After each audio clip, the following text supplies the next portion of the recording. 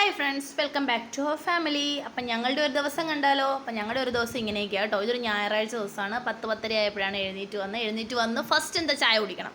അപ്പോൾ ഇന്ന് ചായ മാറ്റി പിടിച്ചു. ചായ വേണ്ട, കോഫി കുടിക്കാമെന്ന് വിചാരിച്ചു.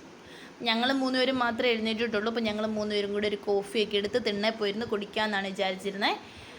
ഇത് സൺഡേ മാത്രമേ ഉള്ളൂ കേട്ടോ ഈ തിണ്ണേ പോയിരുന്ന് കുടിക്കൽ. അല്ലാത്തപ്പോൾ ഹറി ബെറിയാണ്. ചായ ഇതുപോലെ ഊറ്റി വെക്കും, നിന്നോണ്ട് കുടിച്ചു, ബാക്കി പരിപാടി. അപ്പോൾ ഞങ്ങൾ 3 പേരുടെയും മുറുക്കൊക്കെ കഴിച്ച് ചായ കുടിച്ചു. ചായ കുടിച്ചുകൊണ്ടിരുന്നപ്പോഴത്തേക്ക് പതിയെ മക്കൾസ് ഓരോരുത്തരായിട്ട് എഴുന്നേറ്റ് വന്നു. പിന്നെ ഇന്ന് പതിയെ വന്നാൽ മതിയല്ലോ, അതുകൊണ്ട് നമ്മുടെ കുത്തരി ഇട്ട് അടുപ്പിലാണ് ചോറ് വെച്ച്. അപ്പോൾ പതിയെ അവിടെ കിടന്ന് വെന്തോളും. പിന്നെ മക്കൾ എഴുന്നേറ്റ് വന്നപ്പോഴത്തേക്ക് അവർക്ക് ഇപ്പി ഉണ്ടാക്കി കൊടുത്തു.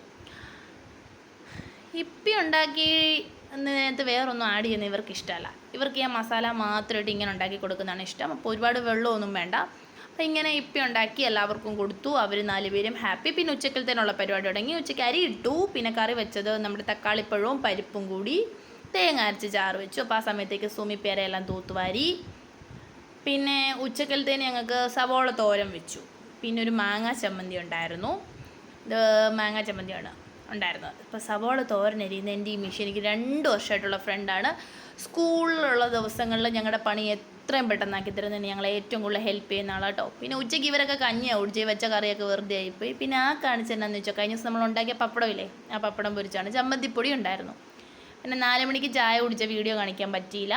പിന്നെ വൈകുന്നേരത്തെ നമ്മൾ മസാല റൈസാണ് വെച്ചപ്പോൾ മമ്മി ചിക്കൻ കൂട്ടത്തില്ലാത്തതുകൊണ്ട് അമ്മച്ചിക്ക് വേണ്ടി ഒരു മുട്ട മസാല റെഡിയാക്കി. റെസിപ്പി വേണേൽ കമൻറ്റ് ചെയ്യണം കേട്ടോ. പിന്നെ ഇത് നമ്മുടെ റൈസും ചിക്കൻ കറിയായിരുന്നു. അപ്പോൾ അത്രയേ ഉള്ളൂ. എല്ലാവർക്കും ഇഷ്ടപ്പെട്ടെങ്കിൽ ചാനൽ സബ്സ്ക്രൈബ് ചെയ്യണേ.